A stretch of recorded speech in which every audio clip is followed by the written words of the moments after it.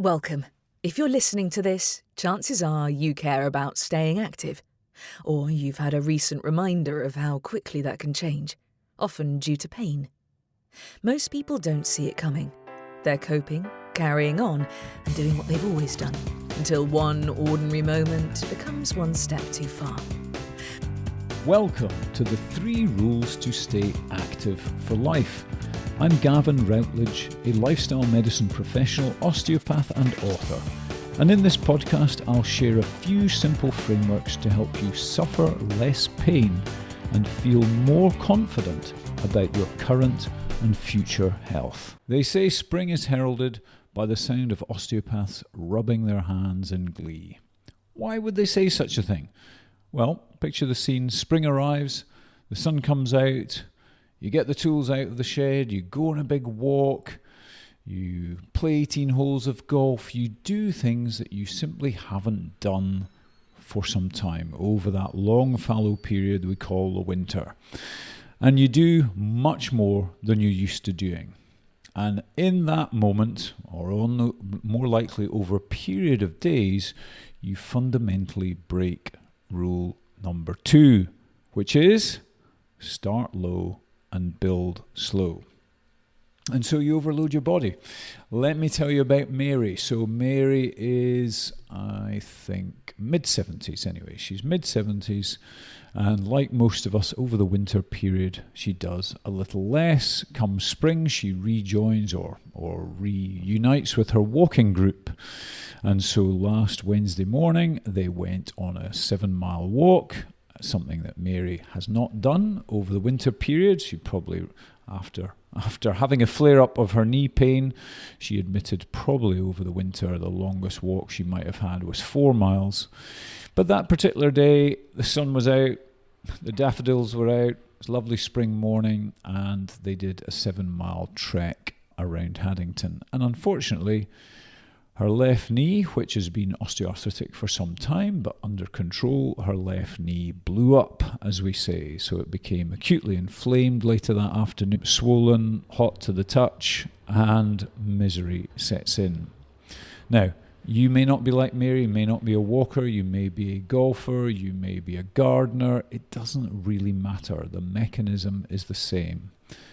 Spring is time of renewal, but for your body, it should be a time of gentle renewal. Ideally, not renewal at all. You need to maintain high levels of physical activity throughout the year. But if you are going to have a fallow period, a quiet period over the winter, it is super important that come springtime, you are very thoughtful and gradual about how you build up those activities. So, second rule, as I said, start low and build slow. Now, in Mary's case, the knee didn't hurt when she was walking. As far as she was aware, she was not breaking the first rule, use it or lose it, but don't abuse it. She thought this is great, use it or lose it. She's reinvigorating her body by going on a 7-mile walk. It didn't seem like abuse because it was not painful at the time. However, she did, of course, break that second rule. Now, how might Mary and you progress from not as much activity to a lot more activity? Well, we can lean into that second rule, and the scientific validation of the second rule comes from a sports science researcher in Australia called Tim Gabbett. Tim and I exchanged a few emails back in COVID time to talk about whether his rule, in fact, it's not only his rule, he's the researcher probably most closely associated with the rule, but he collaborates with a range of researchers on different research projects, and he's quick to point that one out, and so I should as well. But the rule associated with Tim is called the acute to chronic workload ratio.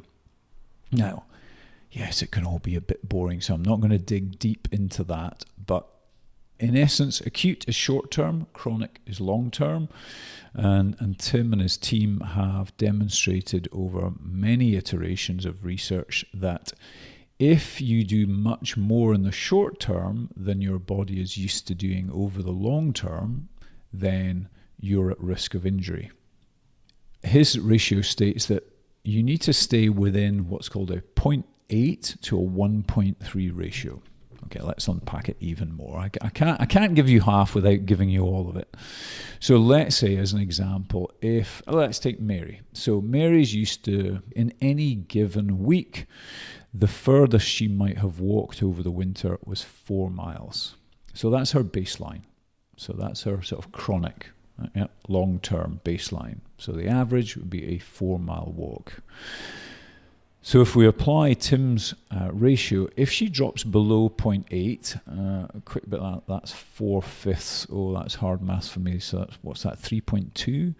So if she drops below 3.2 mile walk, she's going to decondition.